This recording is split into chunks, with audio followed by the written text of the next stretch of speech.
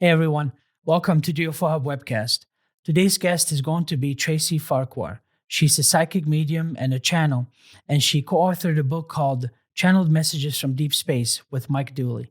And I'm going to talk to her about it today. As always, I'm going to let the guest get into their background information, so let's get to it. Hi, Tracy. Thanks for being on. How are you? I'm great. Thanks for having me. Well, it took a long time for me to finally connect with you, but thanks to Mike, finally he sent me the book, and I got done with whatever I needed to do. So I wanted to get in touch with you and talk about the book you two have written together. So if you could maybe tell me a little bit first about yourself, and then I'd like to get into the book with you. Sure. So I have a business as a professional psychic medium. I've been doing that full time for about 7 or 8 years. I've been doing it in general for about 15 years. It's not something I ever really had in mind to do with my life. In fact, I can't say that I had psychic experiences all my life, but I was always extremely sensitive. So I was told that I was too sensitive most of my life, as though it were a fault. And then I, just out of curiosity, I took a course in psychic development. I grew up in a family that was very open to all of these things and had sisters who were pretty psychic as well. So I had an interest in it, but really no clue that I had any abilities until I took this course and started practicing some things and started to realize that my sensitivities were actually a gift and that I could connect with energy. So I started to do readings for people, and I still worked for full time in a regular 9 to 5 job. But after a while, the universe kind of shifted my life in such a way that this became my full time work. I was doing psychic readings for people, which is connecting with their energy to give them some life guidance, doing mediumship readings, which are connecting with spirit, usually for people who want to speak with loved ones who have passed. And so I was doing that for quite a while and had an experience of channeling, which I had never expected, never intended. Um, but it was just a series of events. My sister was visiting me. We had a series of events where we started to feel like something wanted to contact us. Uh, we My sister used to use the Ouija board all the time, to connect with spirit. So we did that, and it immediately started to spell Frank, Frank. Neither of us knew anybody named Frank, but it turned out that it was a collective of beings that wanted to connect through me with automatic writing, which I had never done before. But they gave me instructions. I tried it, and I started getting all kinds of really uplifting, amazing information from this collective who called themselves Frank. At that time, it was mostly personal to me, but I also felt that there was also universal messages of hope and love that were important. And I asked them at that time if they wanted to write a book, and they said no, not at that time. So I actually put it aside for a couple of years, didn't channel for a couple of years after that. But then I started to feel that they were trying to get in touch with me again. I started channeling again through the automatic writing. And then they did start to write a book. And so my first book was Frank Talk. This is what it looks like. And this was a self-published book that was just all whatever I got from them. So they talk about their lives, their planet, and they impart a lot of wisdom and give a lot of advice for us in what we're going through.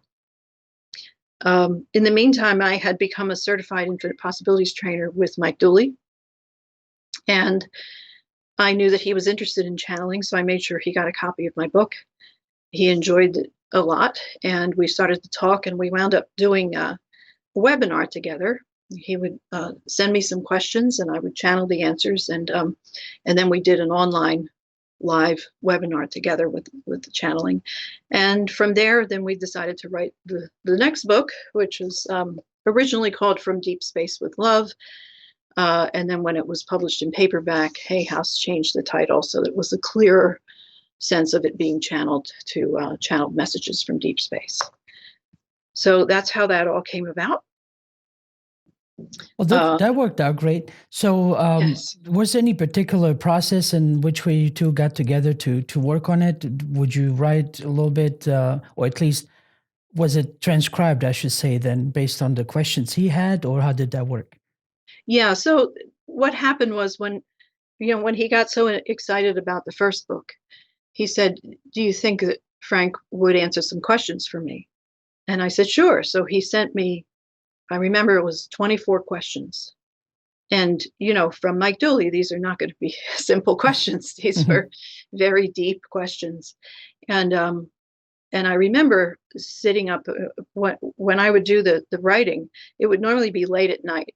And I feel like it was because my waking consciousness was kind of sleepy and out of the way. So I wasn't really listening to my mind saying, "What are you, crazy? You think you're channeling aliens? What's wrong with you?" So the mind was kind of out of the way and I could connect with the higher consciousness a little better. So I did half of those questions late into the night and then the next half the next morning. And I sent the answers to him. And I remember getting this email back from him with this huge, like 96-point font that said, "Oh my God." So we kind of knew that this was going to be a fun adventure with him asking these deep questions and seeing what Frank had to say. So we did that for a while, and then that was the way the webinar went as well. So, but we were doing it live for an audience, and then we decided it worked so well that that's the way we would do the book as well. Yeah, I usually find, I'm very glad that people do that because then they gather their work, their thoughts together in one cohesive way. And so that way, then it can be kind of dissected and consumed in this organized way instead of kind of telling a story and being all over the place. So I always personally appreciated books, and now it kind of translates nowadays into video, to have Right. to watch something that's nice and cohesive that way. So I'm glad you guys did that. Meaning writing a book together. Mhm. So, would you like to share some of the general information that Frank started out to channel first? Kind of, was there kind of a general message of why specifically reaching out to you? Mhm. Well, first, when I first started getting things from them, first I wasn't sure how that was going to work. I didn't know how automatic writing worked. I had been doing psychic and mediumship work, but I had never tried that. So I didn't know if my hand was just going to be writing independent of me. But what it turned out to be was more like I would get a word, just kind of come into my consciousness and write it down. So it was like taking dictation, you know. And I had been a secretary for many years, so I could do that. It was easy. But it was a much different process from having a thought and then turning it into a sentence or a paragraph. It was a word and then a word, and I wasn't even sure what the meaning was until I would read it back. So in the beginning, I just wanted to know who they were, where they were from, and what was this all about. And they were, they let me know right away that they were 8 beings. It was a group. The name Frank is just the name that they used for me to call them. I'm sure that's not what they're really called.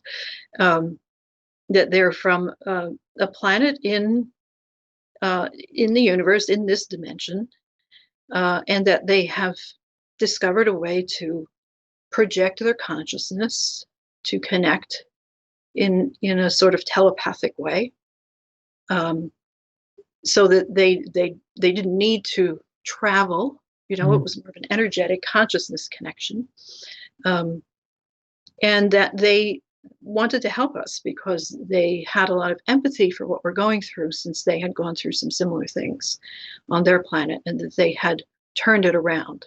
They were on the brink of disaster, and they turned it around through raising their consciousness, connecting in a conscious way, becoming more compassionate, taking better care of each other and their world. Um, and so they can see our potential, and they, everything that they have said always feels very loving. They always say how much they admire us and how much beauty we have in our world, and so they see what we can become, and they see what we are as well, and how we can expand that. So it's always felt extremely positive and compassionate, and everything that they've always said resonates with me deeply. I don't think I would be able to channel it if it didn't. And for example, was there something that they just picked up the energy of humans, as particularly of you, that they then needed to convey something to you, or what was the reasoning for them reaching out? Well, what they have said is that they have made it a practice for themselves to seek out other beings, planets that need help. So it wasn't just us. They've helped others out, or they have tried to. They've also talked about having abandoned some of those attempts to help. But when they found us, and they just became very enamored of us and the beauty of our planet, and I think that they can again resonate with a lot of what we're going through. I think because they're a higher consciousness, they can sense those who are particularly sensitive and would be able to pick up their energy. So I don't think I'm the only one that they're working with. I see. You mean currently? Yes. Oh, I see. But I did have an experience probably a couple of years before they appeared, which at the time I thought may have just been a dream, but I don't think now that it was, where I was in my bed at night and was woken up by a voice, and got this amazing bright light coming in through my window, and I had this sensation of being scanned. It's very difficult to describe, but it was like a pulse of energy that ran across me physically like 3 times. It was a really strong sensation. It wasn't painful, and I wasn't scared, but it was very unusual. And this bright light that coming through the window, I just, when Frank then appeared and I started channeling them, I started to think, I wonder if that was them, checking me out to see if I was in the right energetic space to receive them. And I'm kind of feeling like it was. So I think that, again, because they're highly evolved consciously, that they can sense, those who are going to resonate with their message, who are going to be open to it and be willing to convey it. And again, I don't think it's just me. So what was one of the first profound messages that they basically told you about? Well, I think it was just them telling their story, which was that, their planet was on the brink of disaster and things were falling apart, and a lot of it was due to greed and mismanagement of resources and so many things that were so similar to us. And even though they described themselves as being very different in a lot of ways, their planet being very different, the circumstances and the situations that they were in were similar. And that there was a core group that saw that in order for them to survive, they were going to have to make drastic changes in the way they treated each other and in their level of consciousness. Like, they had to move into that realm of understanding and working with consciousness instead of just the material world. And once they started to do that, they started to integrate science and spirituality, everything changed. And it just feels so strongly that that's where we're heading as well. So that, to me, is the whole reason that they're here, and the way that they are encouraging us in that direction feels very profound and really almost essential for our survival as well. So, how's their general look? Have they ever revealed to you how did they look, or are we talking about, let's say, they're formed like, I don't know how to say this, that doesn't sound silly. Let's say looking like spiders, but having a society like us. If you know what I mean. Yeah. They did avoid that for a while. But then I had an incident where I was participating in a meditation on a retreat, and it was a very, very deep meditation. And in the meditative state, I had a vision, and they showed themselves to me very briefly. So I got a brief look at them. A couple days later, after that happened, I happened to be at a psychic fair where someone was displaying paintings that she had made intuitively. She was an intuitive artist. And one of the paintings was almost exactly what I had seen. And it actually is the cover of my first book. So they look similar to that. Oh, I see. Okay. Mm-hmm. Not it. exactly. Right. But and the woman who painted this painting said that she felt like it had been channeled to her. So it was an amazing synchronicity. I mean, I was floored when I stood in front of that painting and realized it was exactly what I had seen, almost exactly that I had seen in that meditation. So, do they solely simply reach out, sort of in this metaphysical, spiritual way, where I believe, if I'm not mistaken, Mike was mentioning something about that they don't have ships or the ability to actually travel this far out Yeah, physically. I'm under the impression that they don't do that. Because they have discovered that they can, telepathically communicate. There's no need for them to physically travel.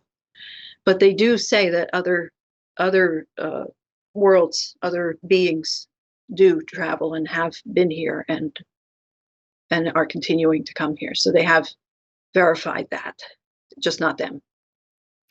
Would they have the ability to actually materialize enough to where they could kind of appear to us, at least in apparition form, or is it solely through kind of this uh, psychic way? Yeah, I haven't had that experience, but I have been in audiences because I have done live channeling events with audiences where people have not seen like a full-bodied apparition or something, but they have seen lights. They've seen streaks of lights like orbs. So people have had some visual sense of them, just not really like, it's not like a hologram, It's more like it's almost like spirit energy appears sometimes as orbs or lights or mist or something like that. But I haven't actually had that experience with them of seeing them. And so, could you maybe please continue sharing some of the other information they've given, if you don't mind? Sure. So they talk a lot about, all the changes that they had to make and are continuing to make, and the resistance to those changes, and how difficult it was for them to continue on in the midst of such opposition and resistance to change. And again, it's something else that seems very resonant with what we're going through right now. It seems kind of a universal thing that beings just don't like change, and they get caught in ways of doing things, even when they're harmful.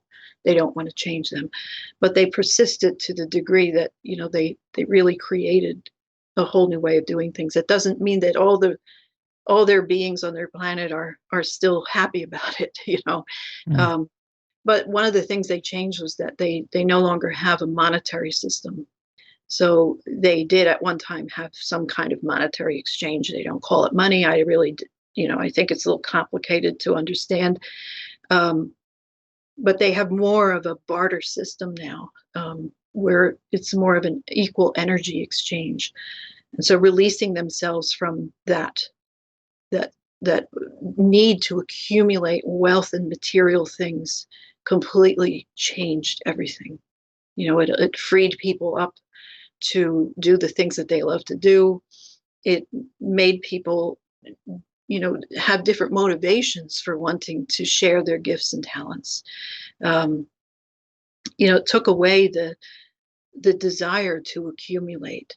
And so people put their energy into more useful things, more helpful things, more compassionate things. They take care of each other better. And it's very difficult for us to imagine that, a world without money. But they do see us heading in that direction. They do, they don't ever predict the future for us, but they can have a sense of the potential for us, and they see that as one of the potentials, even though it's something that we have a hard time imagining. How would that work? Um, but I think that was one of the most profound things that they did. But again, it was more about understanding themselves as spirit energy. They brought a sense of spirituality into their everyday life, and they operate from that place more now. And again, I feel like this is one of the things that we're starting to shift towards. It's a very slow shift, but we are starting to be more aware of ourselves spiritually. And I think there's more of an interest in studying consciousness, and quantum physics is looking at us differently. And there is starting to be more disclosure around, UFOs and other beings, and a little bit more openness around that. So there is a shift happening, and I think that they've come right at the time where we need that motivation, that sense of seeing a light at the end of the tunnel. They actually kind of disappeared for a few months during 2020, and I wasn't sure if they were coming back. I sometimes do live channeling events online, and at the end of one event, I think it was right around the time when the pandemic was starting. At the end, I'm kind of an observer as well as being, the channel. But I heard them saying goodbye at the end, and I felt them leave, and I knew they were gone. And I didn't have any contact with them for several months, and I thought maybe they were gone forever. I didn't know why. But then they did show up again, and again, I think it was a deliberate thing. It's almost like we had to go through what we were going through during this pandemic, and whatever that's offering to us. And now, they're coming back in a little bit of a different way. What I'm doing now with them is I have a Facebook group, and I have people asking questions, and then I channel the answers to some of those questions. Haven't done a live session since they left last year, but I may get back into that at some point. Okay. So are they entirely planet bound, or do they have some sort of vehicles at least while they're on their surface, or what does the surface even look like if they've given that info to you? The information they've given me is that their planet is pretty harsh. They have double suns. They have two stars that are suns. So at certain times of their year, it's not possible for them to be on the surface because it's too intense. So that they seem to have a lot of underground dwellings. But then there are other times in the year where they can come out for short periods of time and be on the surface.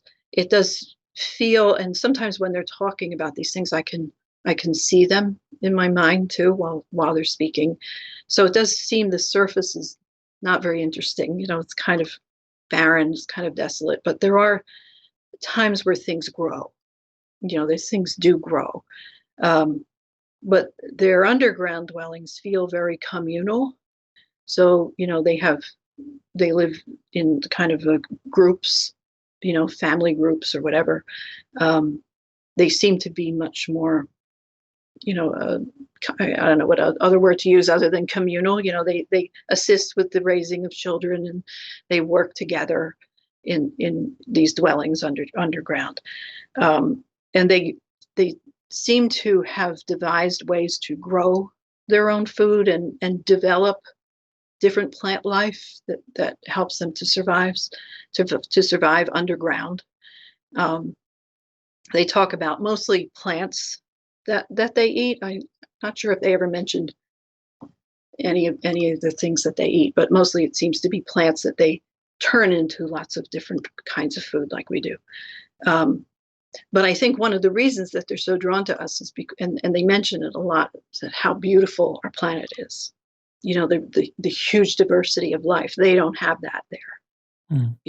They don't have the huge diversity of plant life and animal life, and they're just amazed by it. So it gives me a new appreciation for what we have here. you know.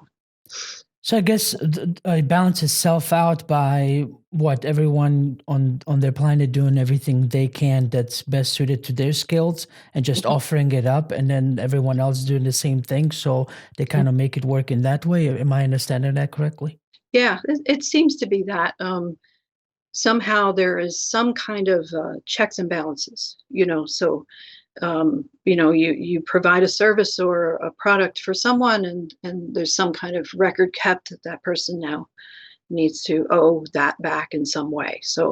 Um, so it's, whatever that person is good at, like you said, whatever their skills, their gifts, their talents are, that's what they provide, and then that helps them to then get what they need.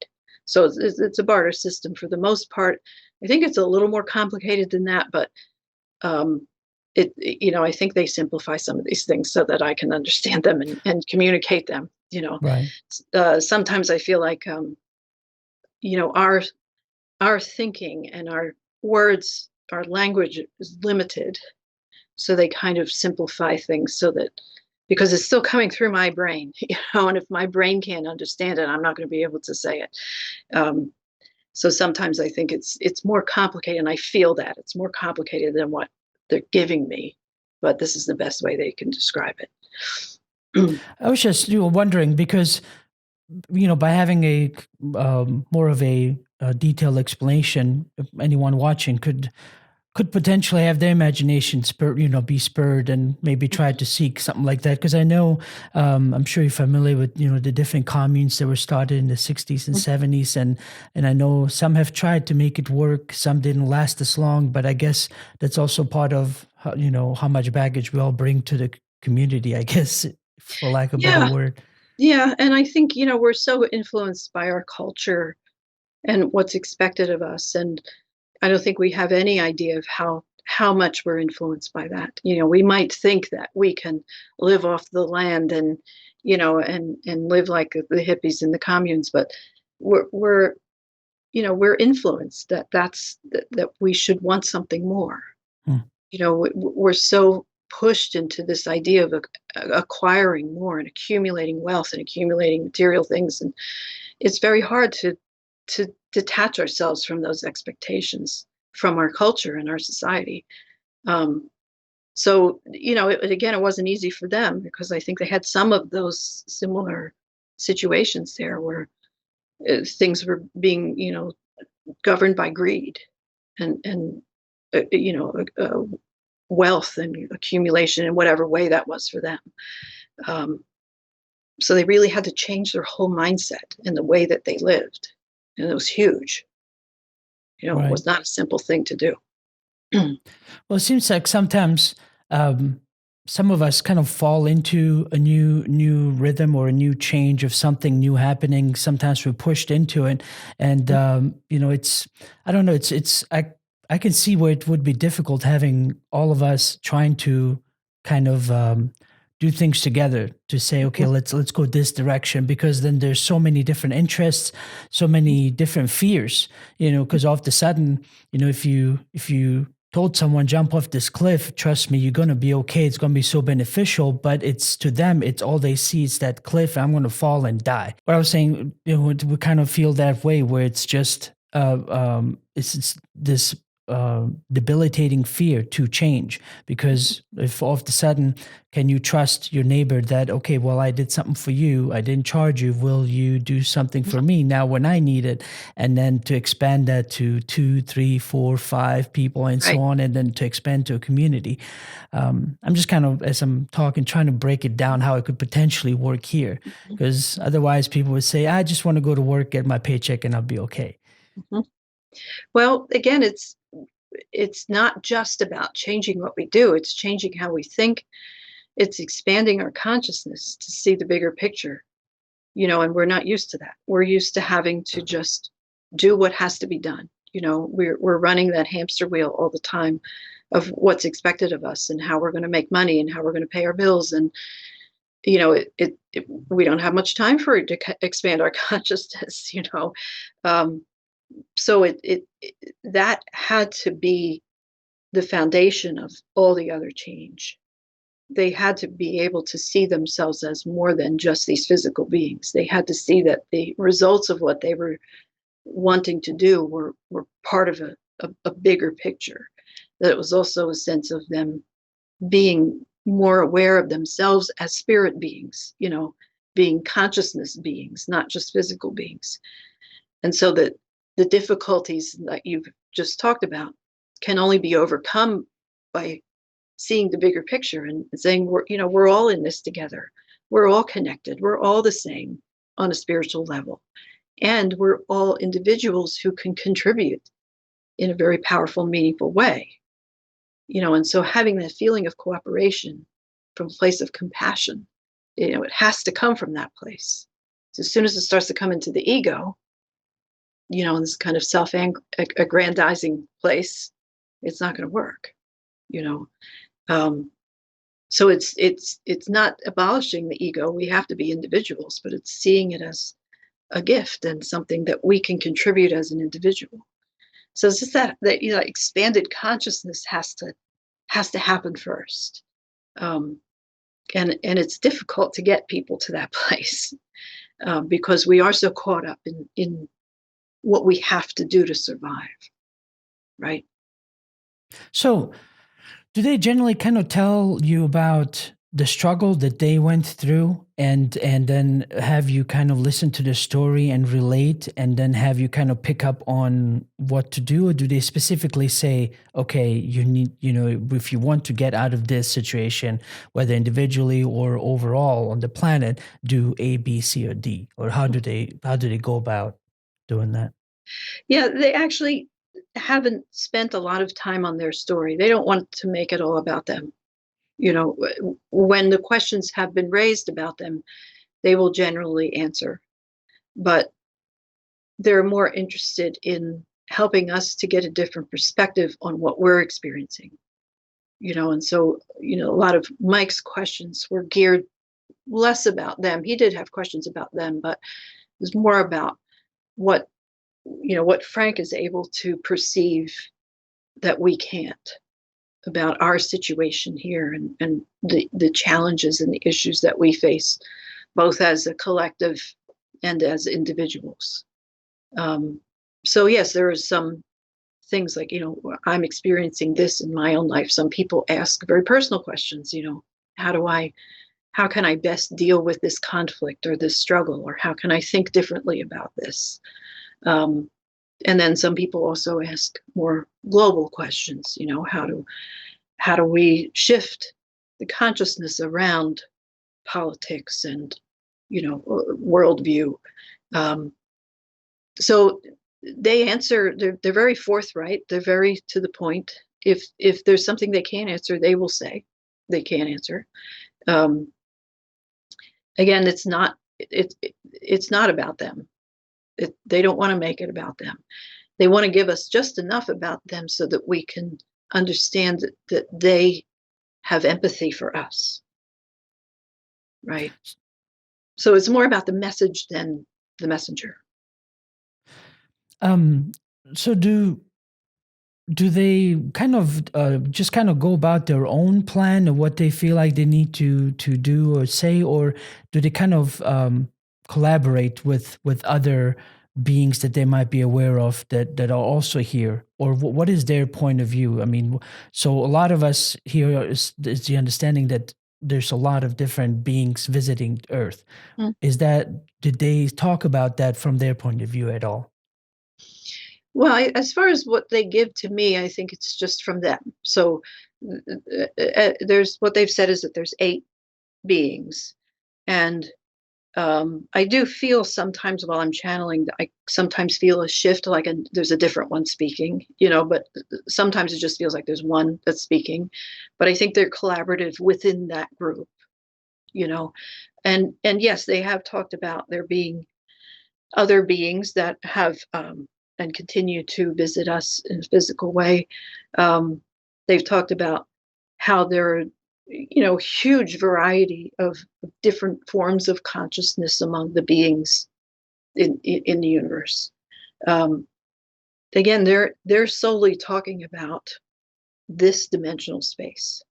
They also say, there's the whole, lots of other dimensional spaces as well, but they're not from a different dimensional space. They're from this one. So they're talking about beings within our own 3D universe here.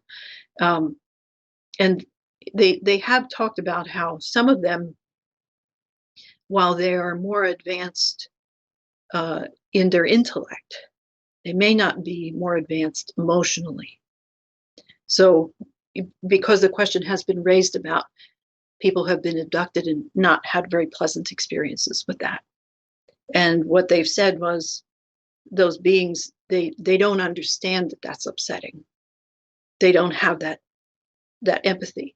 It's just not part of who they are. They're not trying to hurt anybody or scare them. They're just curious.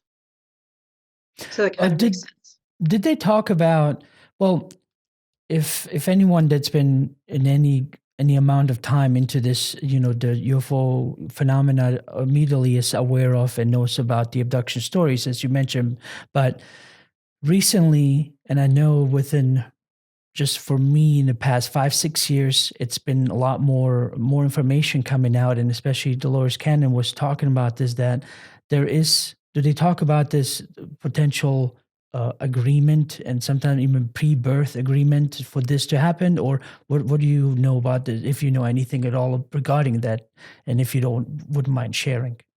Regarding visitations and regarding to where, from our point of view, it would look at an abduction and it's upsetting and horrible, and sometimes the miscommunication, what's happening while this is occurring, but then on a different level that there's an agreement between them and whatever human they happen to deal with at that time. Do you know anything about that?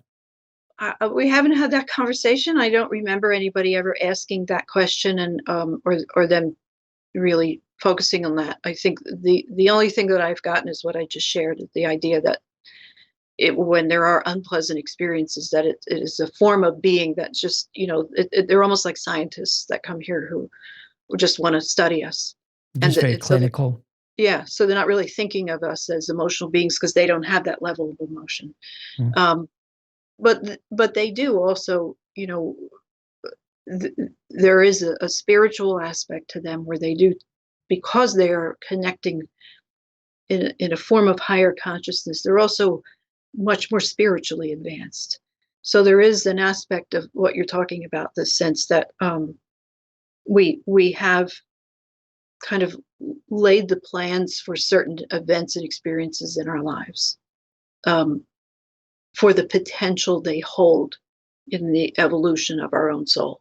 So it could be that, when we were in spirit form and we decided to incarnate here, we thought, well, let's see how I respond to an alien abduction. Let's see what that offers me.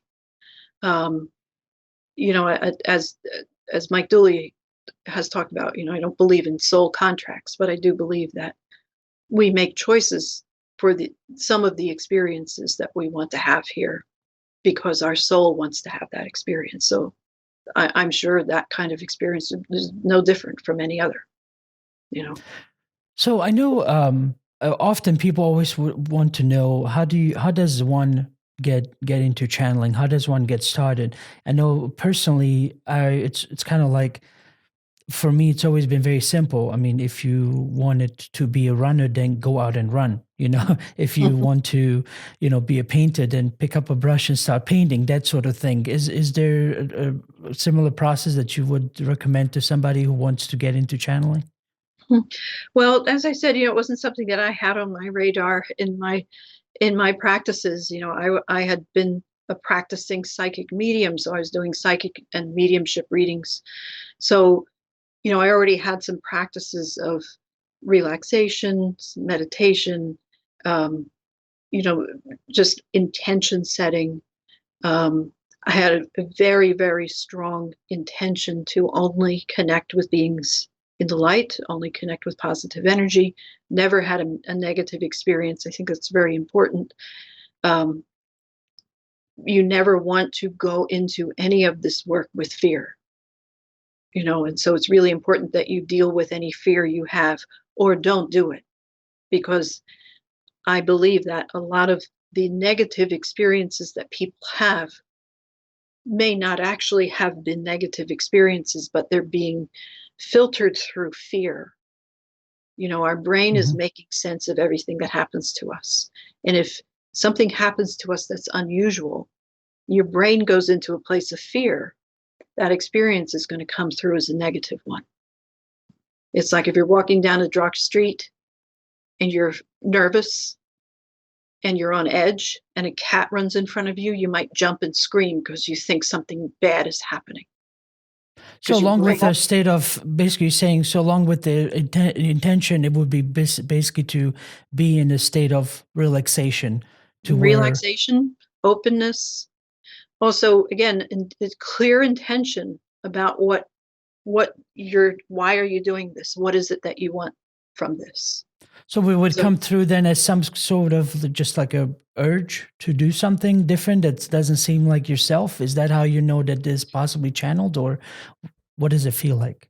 well, since I had been doing the psychic and mediumship work, I knew the difference between my own thoughts and something coming in. And it's hard to describe. Our language, doesn't have the words for that. But it is just the feeling that, this isn't coming from my normal thinking mind. This is coming from a different place. It feels like I'm receiving it. There's a sense that it is coming from somewhere else. Um, and it's hard to describe it in any other way. So like I said, when I started the channeling, they gave me instructions. My sister and I had done the Ouija board, and they said, okay, we want you to do automatic writing. They wanted me to do it. And they said, and this was just their, how I was going to channel with them. So I don't know if this is a universal thing, but they said for me to sit at dusk as the sun was going down with the candle and a paper and a pen and just relax, and be open to the experience. So I did. I did exactly what they said. And as I said, I just started to get a word and then a word and a word. And again, it's a very different sense of that. It's clearly coming from somewhere else because it's not my thought with an idea that I want to now put on paper. It was just taking each word and writing it down and then looking at it and saying, oh, that's a sentence. Oh, that makes sense. The problem with doing it by hand, and now they did instruct me to do it by hand first with a pen and paper, was that whenever I do any of this work, I have my eyes closed because it helps me to focus inward. I'm not distracted by what I'm seeing. So sometimes my handwriting was illegible. I couldn't figure out some of the words. And so eventually I graduated to a keyboard on a computer. So at least if I have a typo, I can still read what it was, right? But it's the same practice. It's just, I'm getting the words and I'm just transcribing them. Do you Um, feel more energy or different kind of energy, or is it, or are you just still being yourself with just these intense thoughts? so when Frank wants to come in, I get a very physical sensation of pressure on my right arm. It's as though somebody has their hand on my arm. And I feel them come in from the right. And it's just a sense of energy coming in from the right. And my energy moves to the left. So I don't go into a typical idea of trance where I'm not conscious of what's going on. I feel like I'm right here, kind of just a little bit, detached, but I'm conscious and I'm aware of what's going on. I'm kind of witnessing it, you know. Again, sometimes when they're talking, I'm seeing things in my mind that they're describing. So I'm still engaged in the process. But, there is a whole different sense of energy. The way that I speak changes. My body movements change. I look a little strange when I'm channeling. There are some YouTube videos if anybody wants to look them up to see what I look like when I'm channeling. I don't ever watch myself. I don't watch the videos. It's very uncomfortable.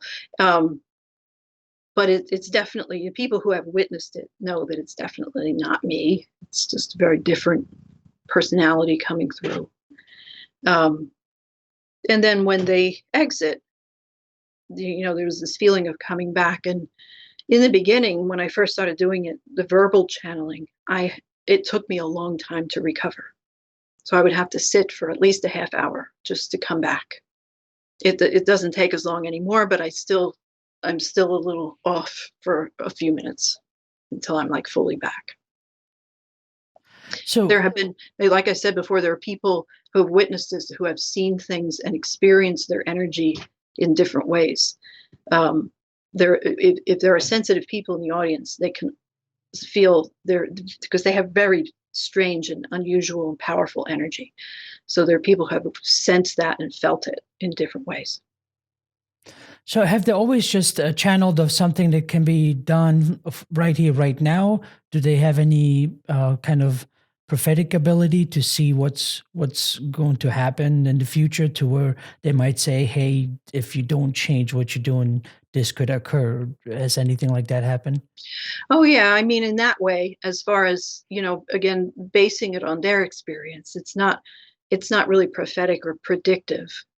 They don't claim to be psychic, and fortune tellers. They will avoid questions that will say what is going to happen. They'll say, well, here's the potential, or this is what could happen. This is what we've experienced. So in that way, they have that sense of looking forward, but they will never say, well, this is what's going to happen, in a prophetic way. Okay. Mhm. So, Tracy, is there anything else you would like to discuss and cover that I might not know to ask you?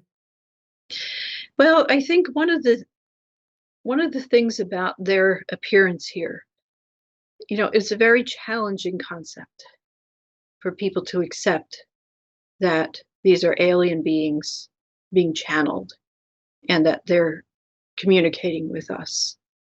Um, and I'm sure you've discussed this a lot in your show, but it really is a shame that we're so close-minded to that idea, that there's so much fear and ridicule around the idea of other beings.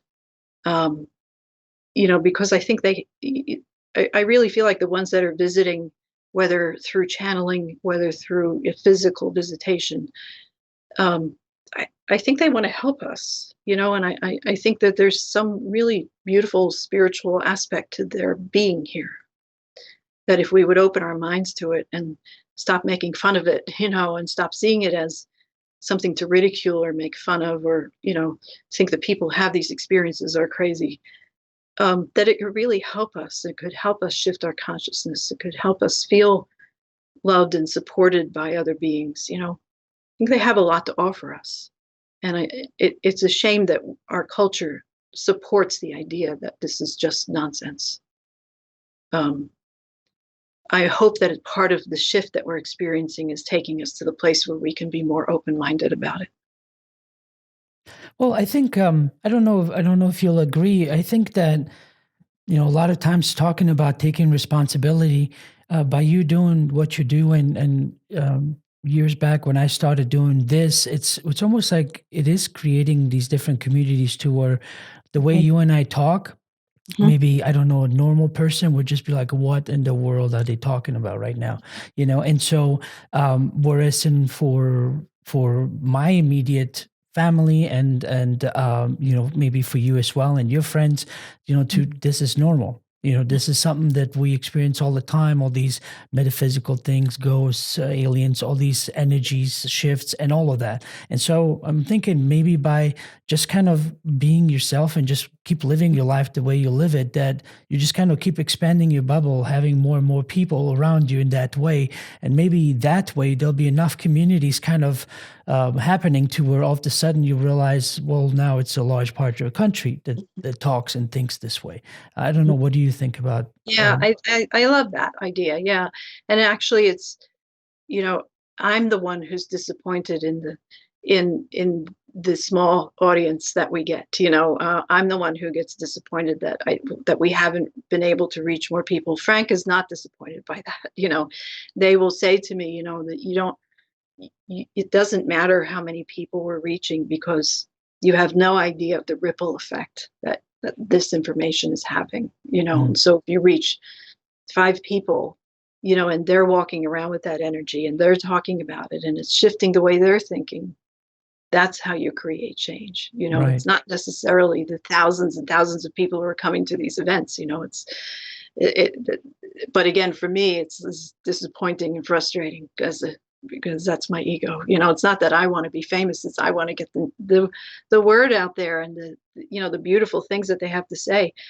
I wish that more people would be open to it, but Right. I just I keep think doing we all it, putting want. it out. I think we all want to be comfortable because I Mhm. know, especially when I'm amongst other crowds and they go into a lot of details about the latest score about a sport. I'm just using something very general. It's such an overused cliche, but I mean, it happens all the time. It's always weather, sports, Mhm. and how's family, which is Mhm. fine. There's nothing wrong with that. But I just noticed for me personally how of a different world it is because already how I've been living. And at least that's kind of like I use that as a measurement of how much I've changed because you don't notice it when you live your life, you just live it. You don't really have a measure going, today I've changed 50% more than I did yesterday, and the next day I changed, and so on. And so that's how I kind of measure to go like, I don't know how much more I can be around people like that because not in a pushy way, but somehow my other friends that are kind of also right there on the verge always made fun of me too. They're like, how is it that somehow if we're always going to a party, we're playing cards, and you manage to turn this conversation about aliens visiting from other planets, you know? Right. And I'm just like, well, it wouldn't have gone anywhere if you and you and you and you haven't kept asking me questions. That's how it turned into. Otherwise, you would have just shut me down, and we would have went on with our card game. So anyway, but Yeah, well, being an introvert, I don't deal with small talk very well. I was pretty socially awkward myself, and but I can talk about this stuff for hours and in front of as many people as you want to put in front of me. right, right. But to forget about small talk in a social situation, I can't do it. Well, Tracy, thank you. Thank you very much for being on. If there's something else you would like to tell me about, we can keep going. Otherwise, I really, sometimes I just don't know, other than covering the bigger pictures, because I always want to go picture wise overall in generalities to cover those so that it covers a vast amount of audience that could potentially be watching this. And then that's when I would recommend them then getting your book or watching more or going to your website and watching you more to get the nitty gritty details that they're searching, Yeah. Well, because the first book actually gives more information about Frank, and so if you're interested in learning a little bit more about them, it's more of an introduction, because this was their first book, and even in the introduction of this book is how they actually first came about. But then this book with Mike Dooley gets a little deeper into what they want to say to us, and so this is more question and answer divided by different topics. So this goes more deeply into how they want to help us. I So, see. if people are interested in finding out more about Frank, start with the first one. But if you just want to dive right into the question and answers with Mike, then it's this one. Well, Okay. as always, I will have Tracy's link and link to the books in the description below. And so please check it out, find out whatever you would like to find out. And Tracy, thank you again. I really appreciate it. And I hope we Thank can you. maybe do this again sometime. Absolutely. Thank you. It was a delight. Take care. Take care.